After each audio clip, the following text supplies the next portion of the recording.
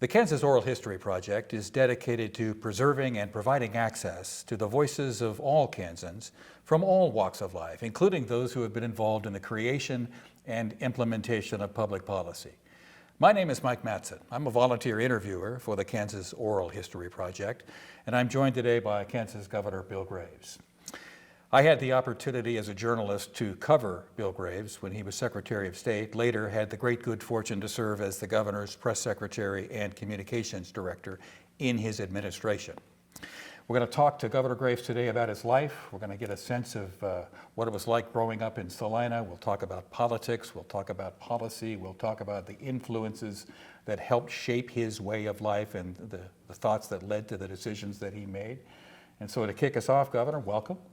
Thanks, Mike. As my former communications director, you should have the answer to all your questions. There were colleagues who could say I could read your mind, so that's a possibility that could happen. Thank you very much. Sure. And we should say at the outset that we are here in the second floor of the State House in the office of Kansas Governor Laura Kelly, and we're grateful to her for allowing us this time and allowing us to bring our electronic infrastructure in here for this interview. And as a former governor staffer, I'd like to also shout out to the governor's staff as well because of the disruption for them too. So we're grateful for their opportunity.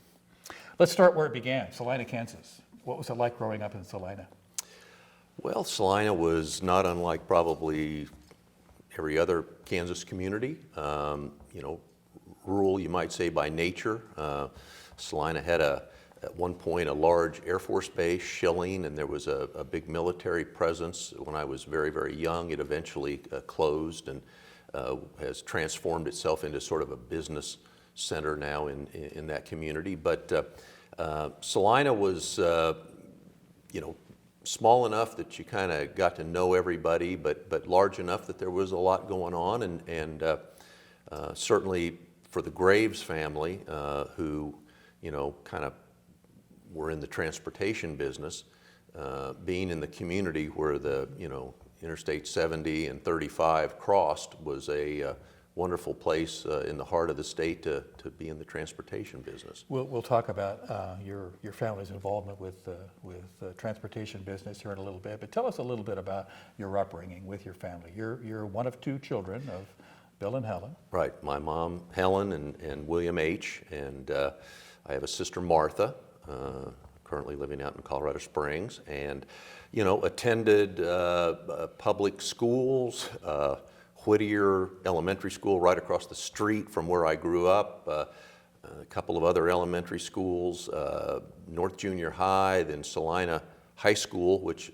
by the time I was a senior became Salina Central High School. The community had grown large enough they needed to build a second school, so Salina South was built, and so I was in the first graduating class, 1971, of Salina Central High School, and a proud Mustang. And then I decided to stay in Salina. So many of my friends were off to KU and K-State and Wichita State, but I enjoyed sports. I wasn't very good particularly, but and I had an opportunity to stay in Salina and attend Kansas Wesleyan University and play football and played a little baseball, not much, but I loved the small college environment that they offered. Again, it gave me a chance to do a little bit of everything, and so was there through graduation in 1976 before leaving Salina and heading off to graduate school at the University of Kansas. You talk a little bit about your career aspirations and tie that in with the family business. Your father and your uncles established a company that proved to be very successful. Tell us about the origins of the company. Well, the Graves were farmers, large, good Methodist farm family, 4 boys, 6 girls, and in the 1930s, like so many, suffered through the Depression and lost the family farm, but held on to one old truck, was sort of the one possession that they managed to salvage out of that. And I think neighbors, probably feeling generous, you might say, would ask my grandfather and my dad and the brothers to to move product for them, things from farm to market. And they discovered that they could, make some money moving things. So the business just, was in its infancy in the late 30s and early 40s. Several of the boys, my dad included, went off to war, World War II.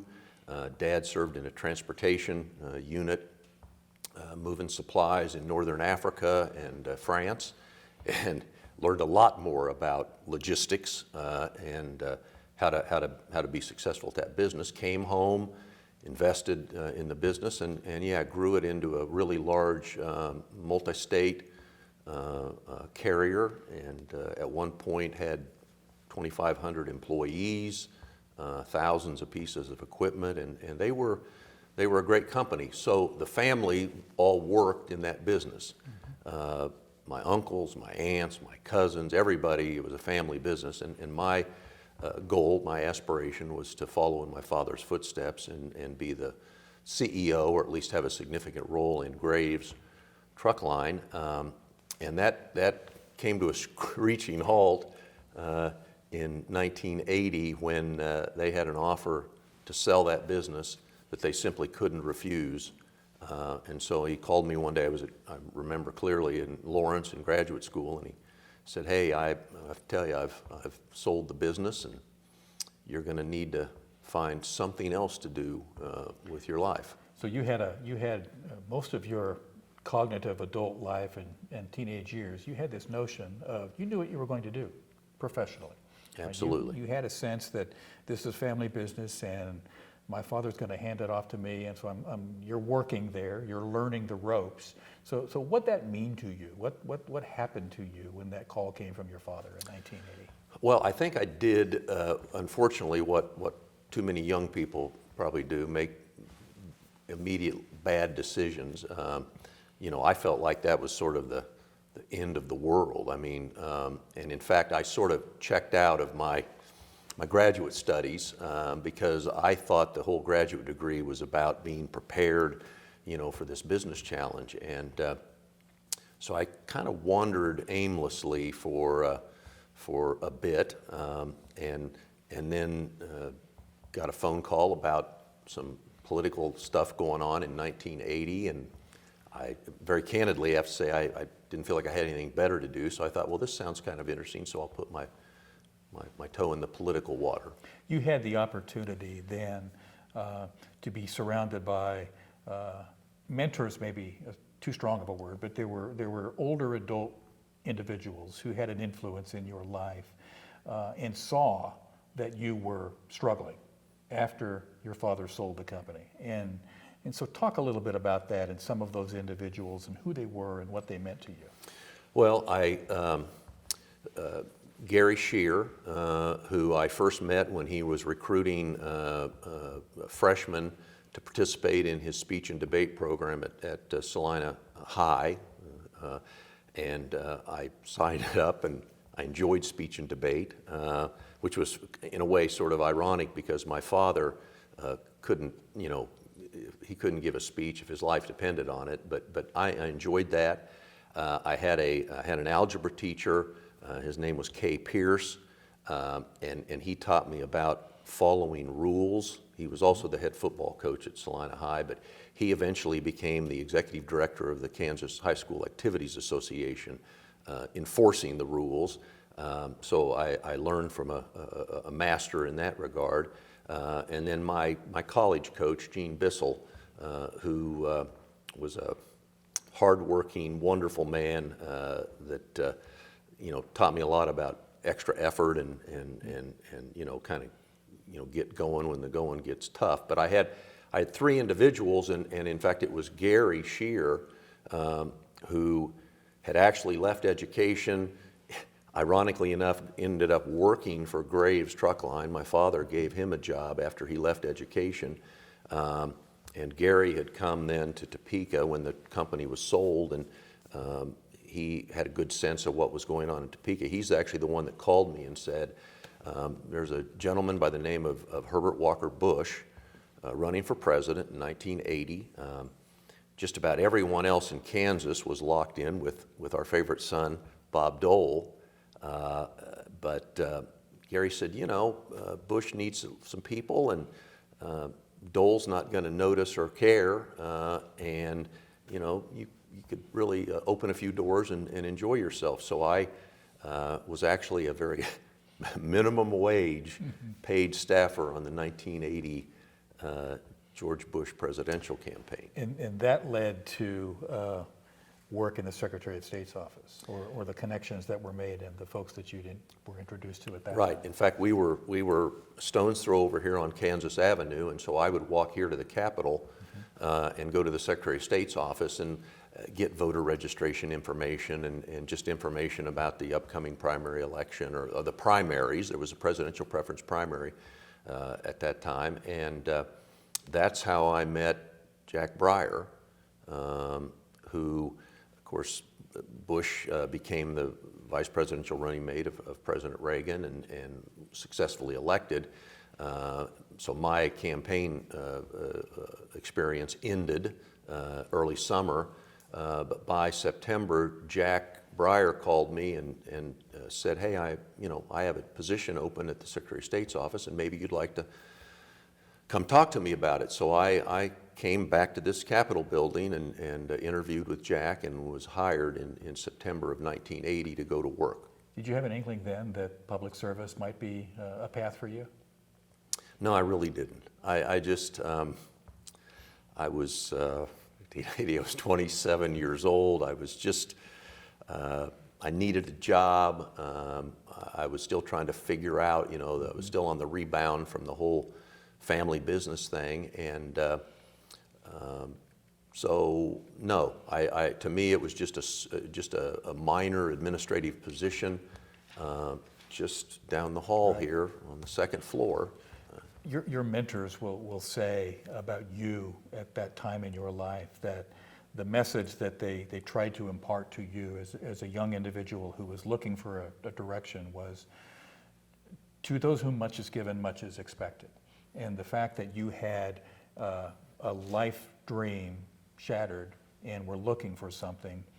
Talk to us a little bit about those conversations with your mentors and how much that meant to you in terms of helping to shape how you came to view the world and how you came to look at this notion of doing something else. Well, I certainly believe that is a philosophy that my father and my mother instilled in me, and I think much of that time involved those mentors trying to convince me that there was worth, that there was value in it. There was a contribution that I could make, that I needed to leave that old chapter behind and open a new chapter. And I was probably, again, a little immature, just didn't quite yet grasp what those possibilities might be. I was unsure of myself. And so I settled in here with Jack for a couple of years, and actually Senator Dole popped back up, became majority leader for the first time in the Senate, and it was expanding his staff, and I actually made an attempt to resign from the Secretary of State's office, and Jack talked me out of it. He just really felt like there was some opportunity here that Washington would just be kind of a blur, and I'd get lost in all of that. And so I stayed and worked out that Jack had his own aspirations, and maybe he was thinking of that at the time, but he decided to run for governor in 1986 and called me in one day and said, I'm going to run for governor, and you ought to consider running for Secretary of State, which... Had you thought about it before? No. I think if you think about public service, you generally think about, I'm going to run for the local school board, or I'm going to run for the city council, or maybe a state legislative seat. But to all of a sudden say, sure, my first race, I'm just going to, run statewide was a little overwhelming. But again, it seemed like the stars kind of aligned, and that was what was meant to be, so that's what we did. Any recollections or vivid memories from that first campaign in 1986? Well, I can certainly assure you we quickly figured out that the unique Graves truck line logo, which people had seen millions of times up and down the state's highways, it was a positive image. I mean, there was something about it that people were comfortable with, so we latched onto that in a hurry, and I suppose it's that you look back and realize how many people gave up their time and their energy, and I mean, not to mention their money, I mean, supporting you financially, but people that would host the little, the coffees. Right. I mean, to say to some neighbors, hi, we want you to come over and meet Bill Graves. He's running for Secretary of State. Well, we know now that, of course, there's a higher profile in Secretaries of State today. Correct. Than there was then, but nonetheless, it's not the most high-profile office. It's just wonderful that I made so many friends and was successful. There was clearly some personal growth in you during those years too. There are friends and colleagues who were with you in that campaign who tell the story of having to peel you off the wall and push you toward the crowd so that you could start conversing with people. So you clearly developed some skills, human relations sort of skills, doing that sort of work. Right. Well, you've got to get comfortable basically walking up to strangers and right. Extending your hand and saying, hi, I'm Bill Graves, I'm running for Secretary of State, I'd appreciate your support, or yep. Whatever the pitch might be. But again, I think it goes back to all the way back to high school speech and debate. At Kansas Wesleyan, I actually did some theater, and I loved performing on stage. I actually did some community theater following that. So I certainly had a comfort level which went a long way in helping me with the public appearances and self-promotion. Fair enough. Re-elected in 1990 as Secretary of State. At what point did you start thinking, maybe governor? Well, and I'll get a few of these details wrong, but the night that I was re-elected in 1990, I think Bob Steffen was re-elected, but was politically wounded a bit from some of the issues that he had going on. The Attorney General. Let's see. Governor Finney defeated Mike Hayden that night in Hayden's attempt at re-election. I believe the insurance commissioner was defeated that night. Ron Todd. I think that's also correct. I think that's true.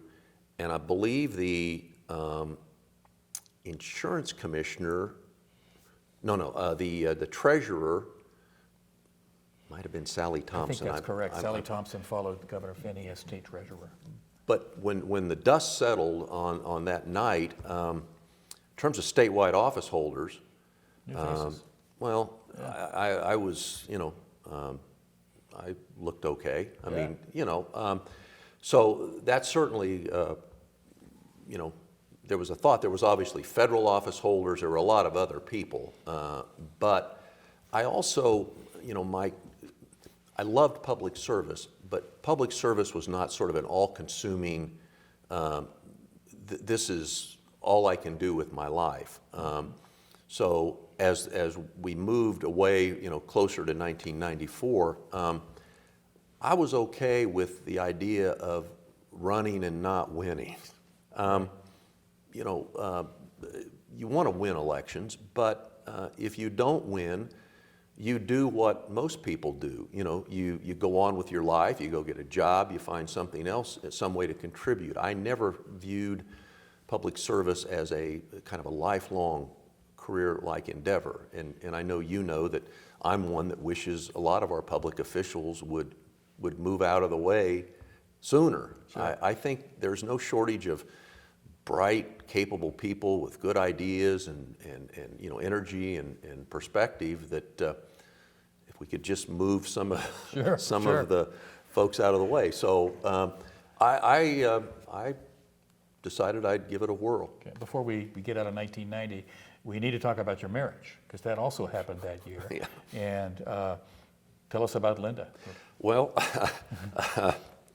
Linda is smarter than me. She's better looking than I am. I mean, she's the whole package. And I think having her as a partner also made it easier to make that decision, knowing there was going to be, someone to, help me along the way, and she was a fierce campaigner all over the state on my behalf. That just made a big difference. We were married in April of 1990, just before that reelect, and I think, throughout my remaining time in public office, she was a big factor. I think it's safe to say you married up. I married up. Absolutely. And her father, who alive at the time, was very politically interested, involved, had been a big supporter of Senator Dole's, and so the marriage worked in that regard as well. Sure, fair enough. So 1994, it's a crowded Republican primary for governor, right? Did that scare you off at all when you knew that there were going to be some other heavy hitters in that campaign? Well, I didn't know much about Gene Bicknell, only that he had been a very, very successful businessman from southeast Kansas. And he sort of came out of that mold. I'm trying to remember the Nestor Wiegand, Sure. who had run Yep. previously. There were always some businessmen who fancied, that if they could Yep. get control of the state government, they. Larry Jones? Yes, another- yeah, yes, absolutely. right. But Gene, I didn't know much about. Fred Kerr, I did, and he was just one of the finest men. Had done a wonderful job as a state senator from Pratt, and I suppose I'd say, and I hope he wouldn't be offended in hindsight, he had all the skill set. He probably didn't have the best political personality, but Fred was who I worried about the most, which goes to why I worked so hard to convince Sheila Fromm, the state senator from Colby, Yep. to be my running mate. The one thing I lacked was any sort of legislative experience, and sort of policy experience.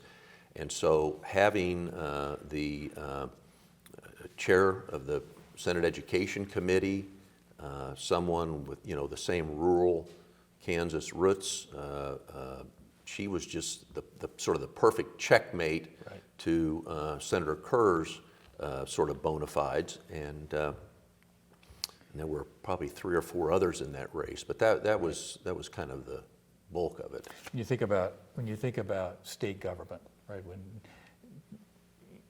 everything is so close here, the executive branch is just a floor down from the legislative branch, right? Just across the street from the judicial branch. Unlike Washington, where things are a bit more disparate, here you get to know each other pretty quickly, right? You have a sense of how the legislative works. The legislative has a sense of how the executive works. You were always very, very clear about making sure that people understood you were the leader of the executive branch of government. That was a purposeful decision on your part? Well, that's why we have 3 branches of government, and that's you respect that, and that's what makes it work. I think in '94, again, there were no Secretary of State had ever been elected to higher office, ever, in the history of the state. So I didn't exactly have, the wind in my sails in that regard. And I think there were many in the legislature who were probably, it's a kind of a fraternity. Sure. Even if it's Republican and Democrat, collectively, it's kind of, we're legislators, and that's the executive branch. And in order to be successful, you need legislators all over this state to be for you, or at least not be against you. And again, a person like Fred Kerr, whose brother Dave Kerr was also tremendously influential from Hutchinson, they had reason, you had reason to expect them to get a lot of legislators supporting them. And I think, again, the Sheila Fromm decision helped us in that regard. So 1995, take office on your birthday. Your 42nd birthday, you become governor of Kansas. It was a good time to be a Republican in office. The state coffers were full, and so the decisions that, talk to us about what went through your mind when you first became governor and realized, my gosh, I got to make some decisions here pretty quick. Well, can I say something about Jim Slattery? Please. Okay, so the opponent, Yeah, absolutely. who to this day is, I consider a friend. I probably, when I announced that I was going to run, I thought the Republican, whether it was me or whoever else would win the primary, I thought the Republican would be facing off against the incumbent Governor Finney. Right. And she certainly surprised me. I don't know, there may be some who weren't surprised, but she decided not to run, and just like that, six-term Democratic Congressman Jim Slattery is in the race, and I mean, he is smart, articulate. Very well known. Yeah, I mean, just good name ID. Yep. so that that kind of changed the calculus, Right. I guess, if you will. But it was just 94 nationally was a Republican year. Right. Timing isn't always everything, but it's often a lot. Right. And Jim just jumped in at a time when it was going to be hard in Kansas for a Democrat to win. So we came out on top, and again, January of '95, we came into office with the state in pretty good shape. Mm-hmm. So we didn't have a tremendous amount of heavy lifting to do right off the bat, but it was also a year, and I'm sure we're going to get more into political Right. sands were shifting a lot within the Republican Party, and more conservative element was emerging. Let's talk about that. Because that was the first time in 1994 that Republican branch or the conservative branch of the Republican Party in Kansas began to throw some sharp elbows, right? That they started to show that, yes, we have some influence and we have some clout. You were perceived as a moderate Republican, and so it was very easy, right or wrong, for two camps to be created within the Republican Party. What that mean to you when you first started to see that surface?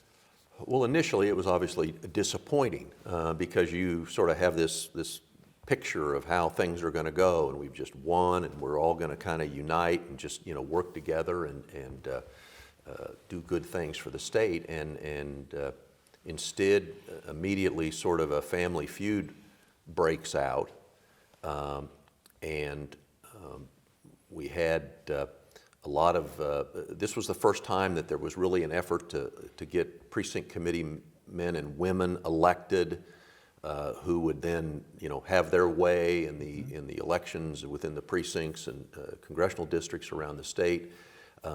It was the first time, at least that I'm aware of, where the party more or less said to the sitting governor of the same party, you're not the leader of the party. We collectively are, and we'll decide who's going to be the chairman of the party. Mm-hmm. And so we just started off on kind of a bad note. But again, that's just, you got to deal with things the way things are. When that occurred, I can recall you saying you were very prescient with respect to how you would position those conversations publicly, and you would always say, "I'm willing to sit down and talk with anyone who was willing to sit down and talk with me," and that took the pressure the political pressure off of you in terms of this doesn't have to be confrontational, right? And that was purposeful on your part. Talk a little bit about that. Well, it's because I felt that way. I mean, I thought, okay, we have some differences of opinion. Let's sit down and let's try to work through, the magnitude. We had surplus of revenues, so we were going to do some tax cuts. Let's have a conversation about, a compromise where we meet in the middle to make meaningful tax cuts, but not ruin the sort of the immediate future of the state. And social issues, abortion was high on everybody's radar at that time. Guns were already emerging as an issue, so there was plenty to disagree about. What was disappointing to me, Mike, was that however far you were willing to go to compromise, the goalpost kept moving. Yeah. If you said, I'll cut taxes this much, then the response was, well, we need this much plus. And you'd say, well, okay, we'll do this much plus this much. And they'd say, well, no, we need, there was always sort of a bar too high. And my job was to take care of everybody in this state, to do the best I could to provide public policy for all Kansans, not just Kansans who voted for me, not just Kansans who were members of the Republican Party, all Kansans. And so I didn't really hesitate or feel any reason to not reach out to members of Democrats in the Kansas legislature and say, can we put a coalition together, if you will, of like-minded Republicans and the Democrats and take care of the people's business? And that's what we did. Now, that further alienated me from the conservative Republicans. But in hindsight, I'm like, what would you expect? Sure. I mean, and I sat in this very office one day with a key Republican senator when we discussed compromising on an issue, and the senator said, compromise, Governor, is a dirty word. And at that point, you pretty well understand that you're going to have to figure out how to get solutions in some other form or fashion. Is that the genesis of some of the challenges that we're facing today in the public sphere? Well, it certainly was sort of the birth, or at least the public emergence of the differences we're seeing today, right. Here in Kansas. Yeah. And I think, again, the notion that public servants are somehow have a group of individuals they're responsible to satisfy or accommodate, and if you didn't vote for me, or if you're not of this particular stripe, then you don't matter. That is just something I can't wrap my head around. Wyandotte County is a good example. One of our biggest challenges back in those days, in the 1990s, and preceding that though, was just the Wyandotte County was a great part of Kansas City, but it was just not, just had a hard time developing. Right. Challenges in the education system, challenges in their social services. Economic development was slim and none in the county, but because it was a predominantly Democrat county, Republicans just weren't gonna help. And we sat here one day and talked. Dwayne Gosen, the budget director, we talked about how much money we were spending supporting Wyandotte County without really making a difference in Wyandotte County. And that's when we got into this whole thing with the people showed up from NASCAR and said, we have an interest in a racetrack. Well, nobody thought a racetrack was the solution to Wyandotte County's problems, but it was an opportunity to sort of rise and shine, to bring a national spotlight on a location that had heretofore not, gotten much of that kind of attention.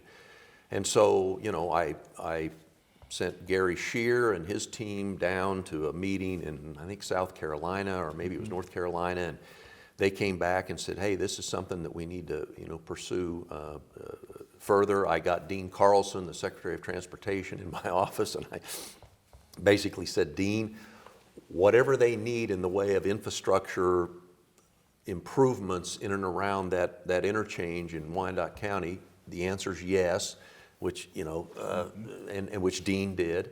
And so, you end up landing a motorsport facility, which all of a sudden spawns, retail and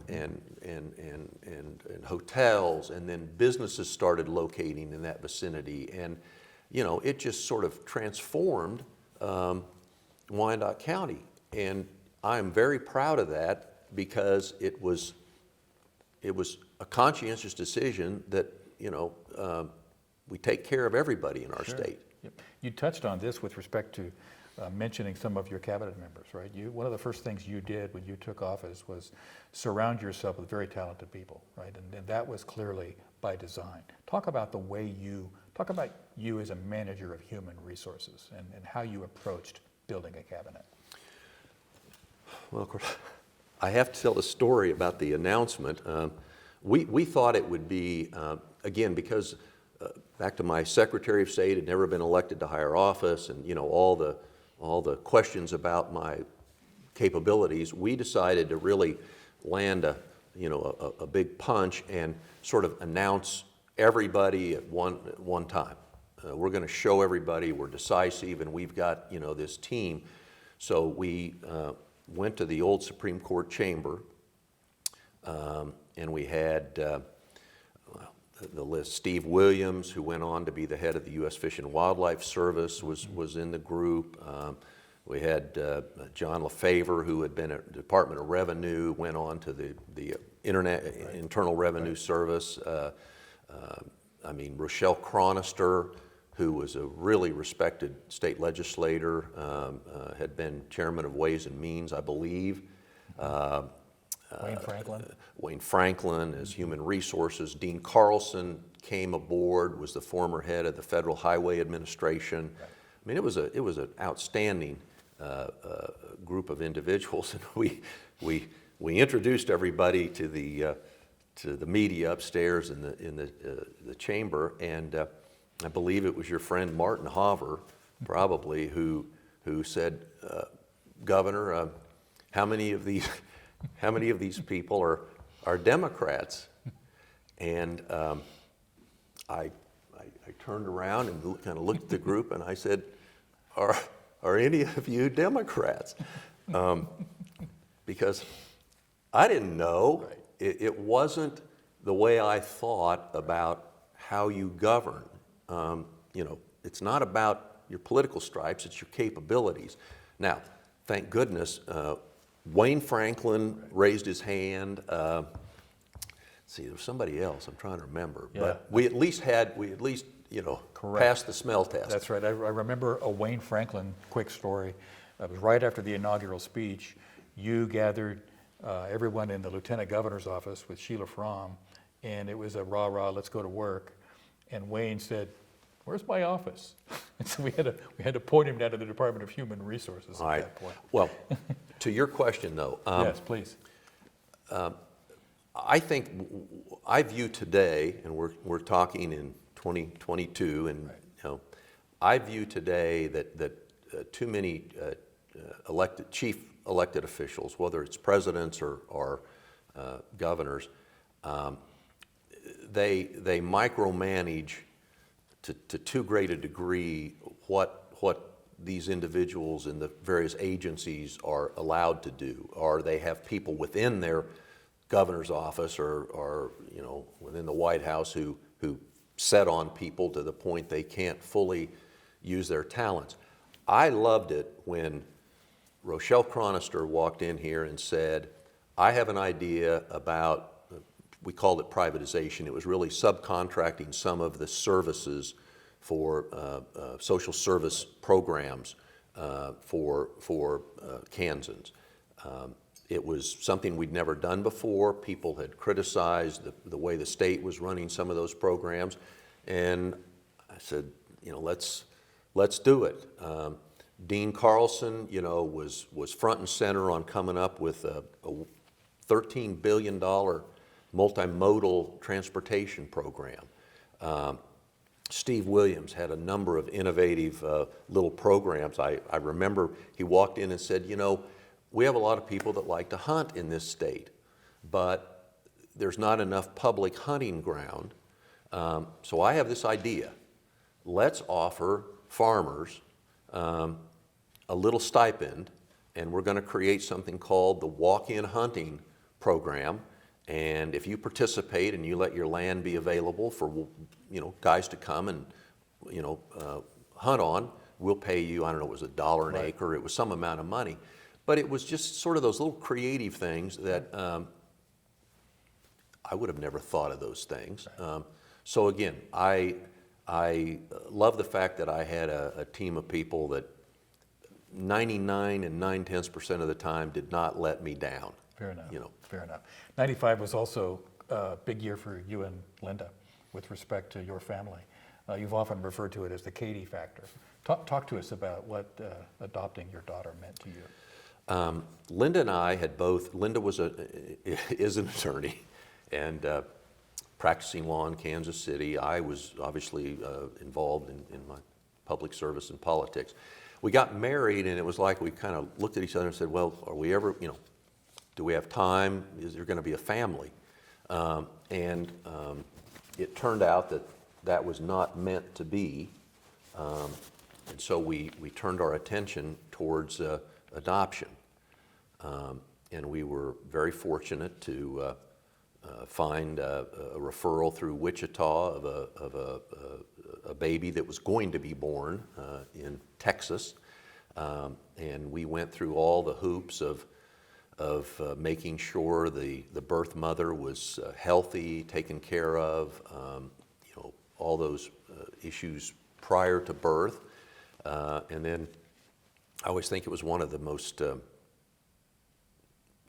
funny, interesting days when Jenny Rose, the administrator at Cedar Crest, planted those "It's a girl" signs. And Mrs. Graves had never looked pregnant, so we announced Katy's birth in October of 1995. But Mike, for me, all of a sudden there was a clarity about adoption-related issues, about the health issues surrounding newborns. There was childhood immunization programs that Linda worked on. There were sort of child safety initiatives. I mean, things about car seats and the like. And so I thought it helped round out in me kind of a missing piece that many people are fully aware of because they have families and they've raised children, but we had not. So that was the Katy factor in my life. You're a father, and you're making all the decisions that fathers make, but you also happen to be governor, right? And so that added another layer of just sort of importance to the work. Well, it also brought to this office a sort of a commitment or an appreciation of the things that we needed to do as a state to support those who were raising young children. Let me ask you this: when you think about your years in office, what was the most difficult decision that you had to make? Well, there are three things that come to mind immediately. The first was probably when Senator Dole whispered in my ear. I was at a meeting in Washington, and he leaned over and said, I'm going to make a very important announcement in the next day. And that was his decision to resign from the United States Senate. I honestly don't wish on any governor having to appoint a replacement to the United States Senate. It's one of those situations where a lot of people want it. There's, how much better does it get to just have a seat handed to you? And what happens is that when you finally make the decision, the person you decide on, which in this case was my Lieutenant Governor, Sheila Fromm, they probably feel a certain expectation that that's kind of how it works. We did this thing together, and so. But in the meantime, everybody you said no to, they think you've made a mistake, a terrible mistake. So you don't win. Plus, you live under horrible media scrutiny. Even in Kansas, our small state, those probably 14 days were just probably the worst. And then I think I felt bad because I don't think I thought through where that was headed with Sheila's short time in the Senate and what it was going to take to keep her in that Senate seat. And I think I just said, okay, it's your seat. Good Knock luck. yourself out. Yeah, we'll see you. We'll see you. And I went back to my business here at the Capitol. And I think had I been more helpful, had I thought more about that, I might have helped change some the political future of the state to some degree, and that will always remain with me. Two, a gentleman that I came to really respect and like in the Kansas legislature, Gary Hazlett, was an avid pro-gun member of the state legislature and was one of the leading advocates for our concealed carry here in the state, and had been a huge supporter and helpful chairman, I believe, of the Transportation Committee when we got our transportation plan passed. And I'm not one that believes more weapons is a good solution to anything. And I'm sure at this point I'm really outdated in my thinking, but as you probably remember, I vetoed a bill that would allow concealed carry of weapons in this state, and I made the right decision. I just hated the fact that it was a decision that so disappointed somebody that I liked and had been helpful to me. And then third, of course, is the plethora of all the abortion-related issues. Again, it was back to our conversation about never compromising. I think we agreed to and we moved the bar as close to what was legally permissible in terms of restrictions that the court would allow. And I believed everything that was being promoted upstairs beyond that was just theater. It was just scoring political points, trying to stir the base, and so we vetoed several bills, if I recall. And again, I think I made the right decision, but it just further angered the conservatives. So today, let's talk about politics today in 2022 compared to what it was in the 90s. Today in Kansas, you, Bill Graves, are held up as sort of the model of moderate republicanism, right? The last of a breed. A, do you agree with that? And B, if you do, tell us why. If you don't, tell us why you don't. Well, I don't know that I think I'm the last of the breed. I think there are a lot of centrist, moderate, you can pick the phrase to describe them, Republicans in this state. I think they are a minority relative to the totality of registered, those who identify themselves as Republicans. But I still think it's where the Republican Party ought to be. I think they spend way too much time on again, theatrical sort of issues where, in my mind, the Republicans ought to be focused on collecting whatever amount of taxes you need to make government run and serve people, and not a dime more, and you better spend and account for the the money you use appropriately. I mean, and I think education, public education is so very, very important. I mean, we just have to have we have to be raising smart, thinkers. And where would a lot of our small Kansas communities be without their schools? Probably they wouldn't be there for very long. And the same goes for health care. I mean, there's sort of these basic, meat and potatoes kinds of issues that I think Republicans have always, kind of campaigned on and felt passionately about. And I think because we've loaded ourselves down with all this other peripheral stuff, we don't devote as much time and commit ourselves as much to those traditional Republican values.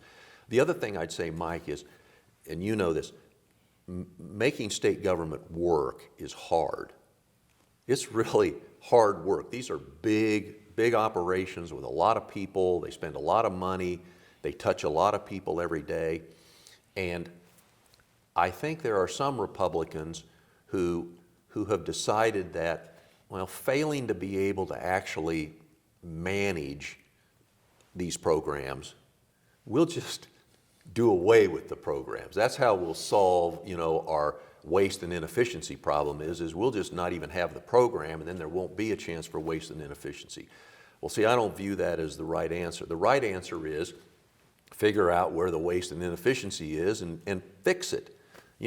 Go find better people to do whatever it is you've committed to do. So, yeah, I'm an old school Republican. I'm still a Republican. I think that the pendulum will eventually swing back, but I don't know if I'll see it in my lifetime. Yeah, I was going to ask you about that. It's in Kansas especially, the governing model, the governance model you describe, succeeded for decades, for generations, right? You didn't invent it when you ran for governor in 1994. You stood on the shoulders of a lot of individuals, Republicans and Democrats, who had the same basic approach, right? And so what you just described led to your decision in 2018 and 2022 to endorse a Democrat for governor in Kansas. That could not have been easy for you. It was not. Easier in 18 than it was in 22. In 18, I simply concluded that the Republican nominee was not going to be good for the future of the state. I have a view from my personal experience of what this office is for and about, and how a person should be ready to conduct themselves as a governor of this state. And I firmly believed, and I was right, that Governor Kelly was the best choice for the state at that moment. And she proved me right over, I think, 4 years of wonderful work, all the time having to deal with a pretty conservative state legislature that wasn't always that helpful. Now, flash forward to this year, and it was more difficult because the Republican candidate, Derek Schmidt, had worked for me in this office. I knew his history of having worked for Senator Kassebaum, was always somebody that I had admired and, quite frankly, had hoped he would aspire to higher office. But along the way, there was this transition, or at least to me it was a transition sort of away from a more traditional Republican view to what the party seems to be promoting today in sort of Derek's beliefs, and I don't agree with that. And I'm one of those people that, you know, I don't mind disagreement. I just don't like disagreeable people. I still like Derek, and I wish him well, but I think the state will be in better hands with Governor Kelly for the next 4 years, especially given we have a very conservative legislature, and I don't expect some of the theatrical kinds of pieces of legislation to, they're going to continue. Let's begin to wrap this up. When I hear you talking about your governing style and your thoughts, it takes me back to the 1990s too. And one of my most fond memories of you as governor, and those of us myself and my colleagues on the staff, one of the things you would often say would, people of Kansas don't get up in the morning thinking about their governor, right? And I still think about that a lot, right? And so tell us what's underneath that. What drives a thought like that? Well, it's a little bit like, you know, the flipping on the lights or turning on the water. I mean, you flip the switch and you have an expectation. You know, you turn the tap and you have an expectation.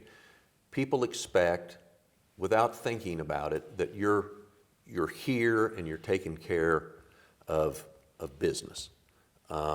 And I never did really care whether,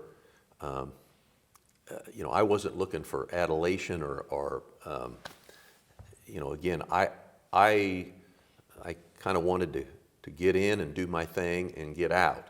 And I've often said in jest, you know, that I started with the same wife, ended with the same wife, you know. I got a job when I got out, and I never was indicted. I mean, I had a successful 8-year run. I think there are just too many people who have found seeking public office as a permanent career. I mean, it's just something I'm going to keep doing. I'm going to be, you know, a state legislator. I'm going to be a governor. I'm going to be a congressman. I'm going to be a U.S. senator. Then I'm going to be the president, and my whole life will be spent, you know, on the public dime, if you will. I actually like citizen legislators, citizen public officials. You know, you ought to come in, you know, do your job. You ought to spend all your energy. You should be completely worn out, you know, and done, and then, you know, get out of the way. Let the next person come in and see how they can do. And that's actually worked great, Mike. I mean, I miss this a lot. It's the best job you could ever have. But I also respect the system, and the system says you get 4 or 8 years, and then you go find something else to do. Fair enough. Governor, thank you. Anything we haven't brought up that you'd like to touch on before we land the plane? Mike, you and I have talked in this building. We could go on for probably days, unfortunately, but I appreciate the opportunity to contribute to this oral history project. I think it's a wonderful thing that's being done, and I hope that this short time together is in some way contributes to its success. Governor, thanks for your time. Okay. Absolutely. Thanks, Mike. On behalf of the Kansas Oral History Project, we appreciate your time. Thanks very much.